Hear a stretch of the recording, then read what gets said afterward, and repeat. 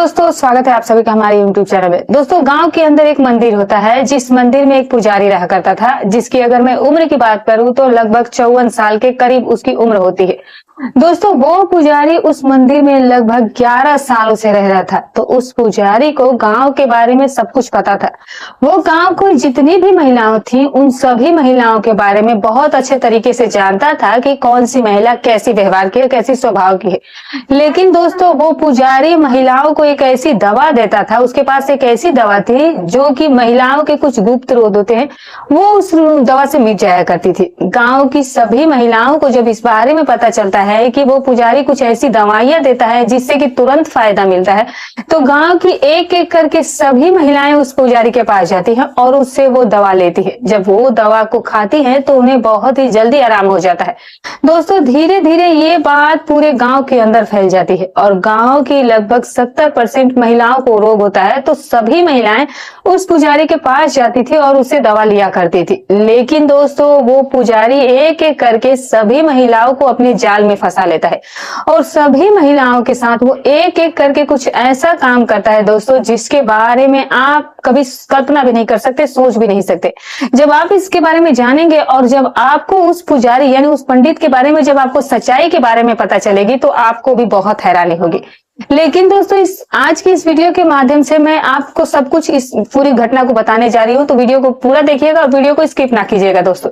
तो चलिए दोस्तों, वीडियो की शुरुआत करते हैं और इस कहानी के माध्यम से आपको सब कुछ बताते हैं। लेकिन दोस्तों, इससे पहले बस आप सभी से एक छोटी सी हमारी रिक्वेस्ट होती है कि जो मैं आप सभी से हमेशा ही करती हूँ कि जितने भी लोग जो है हमारे चैनल पर आज पहली बार आए हैं, वो चैनल को सब्सक्राइब जरूर कर दीजिएगा और वीडियो को एक लाइक दे दीजिएगा दोस्तों, जिस कहानी की आज मैं आपके सामने शुरुआत करने जा रही हूँ, इस कहानी की शुरुआत होती है राजस्थान के शहर से। राजस्थान शहर के अंदर एक गांव होता है और उसी गांव की ये कहानी होती है। वो जो गांव होता है वो बहुत बड़ा गांव होता है। उस गांव के अंदर लगभग पूरे 6000 लोग रहा करते थे, जिनमें से लगभग 4000 आदमी थे और लगभग 2000 जो महिलाएं थी वो थी और कुछ बच्चे थे।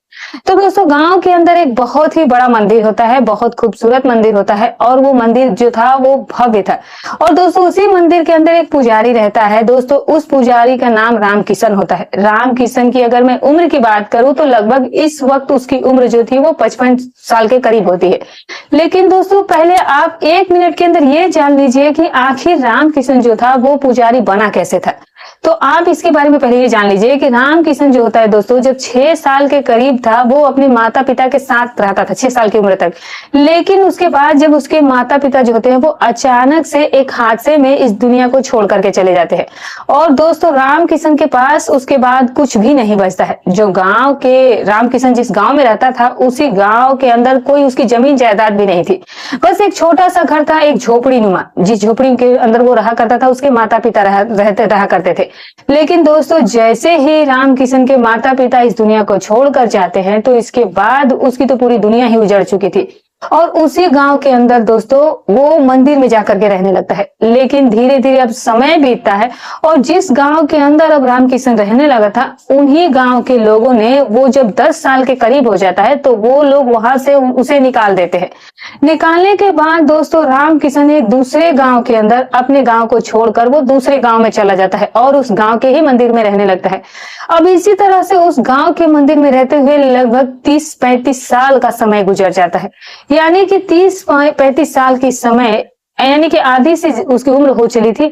लेकिन जब वो दूसरे गांव के मंदिर में रह रहा था तो उस गांव के अंदर उस पुजारी से एक मिस्टेक हो जाती है। वो एक महिला के साथ कुछ ऐसी बातचीत कर देता है जिस बातचीत के कारण गांव के लोगों को पता चल जाता है और वो महिला जो होती है वो गांव के सभी लोगों को जाकर के बता देती है कि जो पुजारी है इसने मेरे साथ बहुत गलत व्यवहार किया है। अब दोस्तों, आप सभी को पता है कि गांव के लोगों को बस मौका मिला और गांव वाले आते हैं और उसे राम किशन को हर मंदिर से भगा देते हैं। दोस्तों, इस बार अब राम किशन काफी ज्यादा बड़ा यानी बहुत ज्यादा परिपक्व हो गया था। अब वो अधेड़ उम्र के हो चुका था, लगभग 55 साल के। तो दोस्तों, अब आप इस बात को आप अच्छी तरह से समझ सकते हैं कि 55 साल का एक आदमी जो होता है वो लगभग उम्र दराज ही होता है। लेकिन वैसे तो राम किशन मंदिर में जहाँ रहता था वहां काफी अच्छा उसे भोजन वगैरह मिलता था, प्रसाद वगैरह मिलता था, तो जो उसका शरीर होता है वो काफी हट्टा कट्टा था। लेकिन दोस्तों राम किशन के पास अब एक ऐसी दवा आ गई थी, उसे कोई ऐसे पुजारी ने कुछ ऐसी दवा दे दी थी जिस दवा को केवल महिलाओं को, जो कि महिलाएं ही उपयोग करती थी, और महिलाओं के कुछ ऐसे रोग थे जो कि मैं आपको लास्ट में बताऊंगी। तो दोस्तों उसके बाद जो राम किशन होता है उसने वो मंदिर भी छोड़ देता है और फिर वो आ जाता है दूसरे तीसरे गांव के अंदर। उसी गांव के अंदर एक बहुत बड़ा मंदिर होता है, जिस मंदिर के अंदर उस वक्त कोई भी पुजारी नहीं रहता।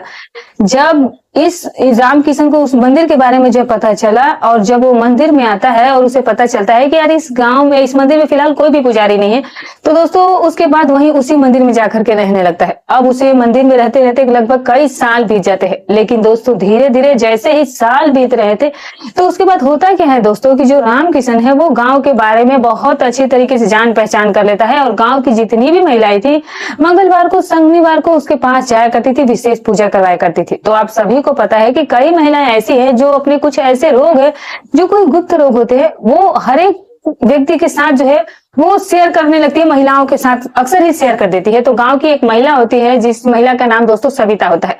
वो सविता नाम की महिला बहुत ज्यादा परेशान थी उस रोग से। उसने सोचा कि क्योंकि उसने काफी सारे डॉक्टरों से भी इलाज करवा लिया था और डॉक्टरों से उसने काफी सारी दवाइयां भी ली थी, लेकिन अभी तक उसे वैसा कोई फायदा नहीं मिल पाया था। तो सविता ने सोचा कि क्यों ना इस पुजारी से एक बार बातचीत कर जाए, अगर इसके पास कुछ ऐसी देसी दवा होगी, अगर ये मुझे बता देगा और अगर मुझे फायदा होगा तो बहुत बड़ी बात हो जाएगी, बहुत खुशी की बात हो जाएगी।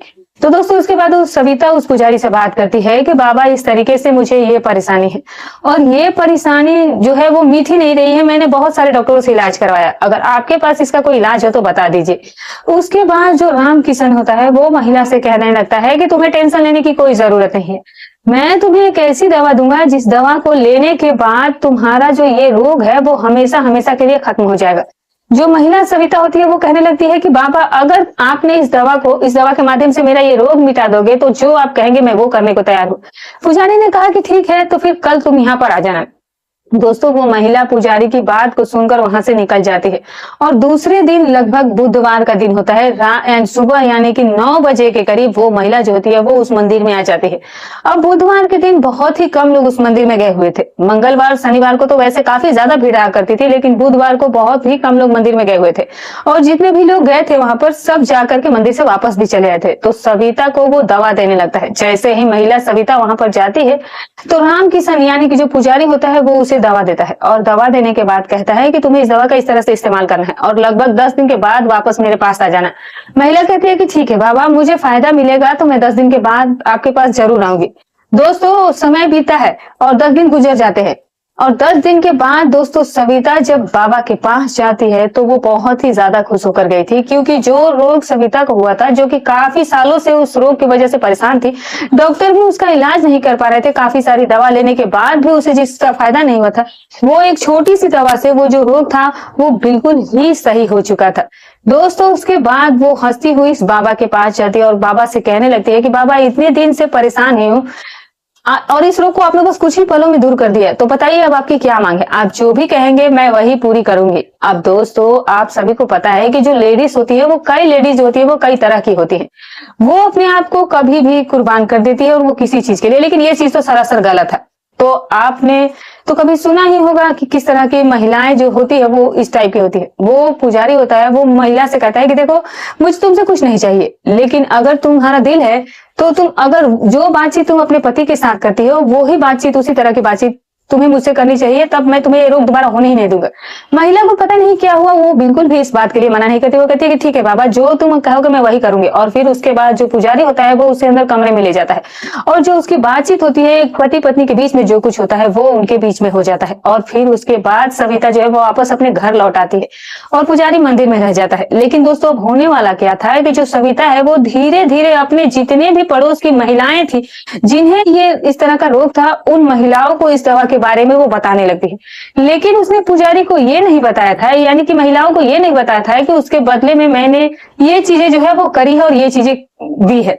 वो कुछ भी महिलाओं को नहीं बताती, बस महिलाओं से उन दवाओं के फायदे के बारे में बता रही थी। अब जब अन्य महिलाएं जो कि सेम ही तकलीफ से पीड़ित थी, तो सविता ने ये बात सभी को बता दी कि मेरा रोग इतनी जल्दी ठीक हो गया है तो तुम्हारा भी जल्दी ठीक हो जाएगा।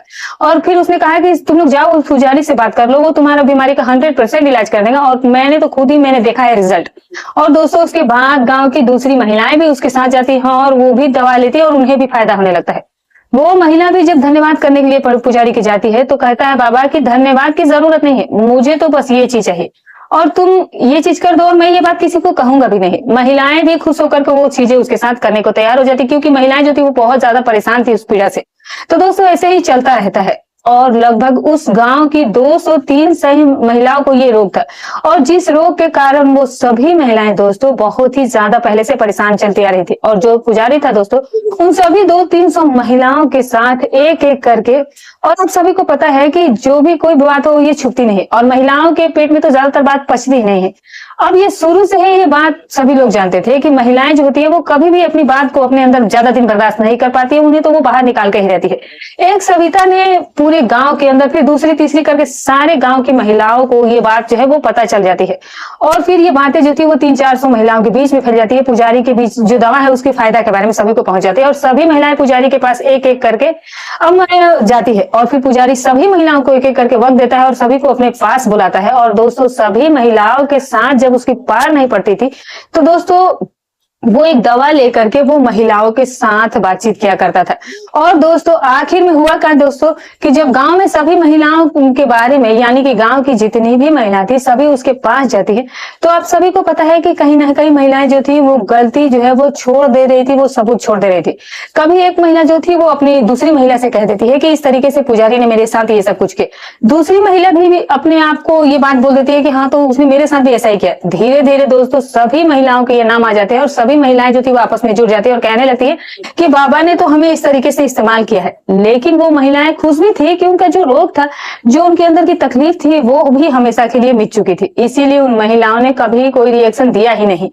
अब लेकिन दोस्तों आप काफी देर से ये बात सोच रहे होंगे कि आखिर जो बाबा के पास जो इलाज था वो आखिर कौन सा इलाज था। तो दोस्तों यही बातें आपके काने में गुजरी थी और ऐसी वो कौन सी दवा थी जो महिलाएं जो थी ऐसे कौन से रोग से भी परेशान थी। तो दोस्तों ये रही कहानी। आप इस कहानी के बारे में क्या कहना चाहेंगे हमें कमेंट करके जरूर बताइएगा। वीडियो अच्छी लगी हो तो एक लाइक दीजिएगा, चैनल पर नहीं तो चैनल को सब्सक्राइब कर लीजिएगा। फिर मिलूंगी आपसे एक और नई सच्ची कहानी के साथ, तब तक अपना और अपनों का ख्याल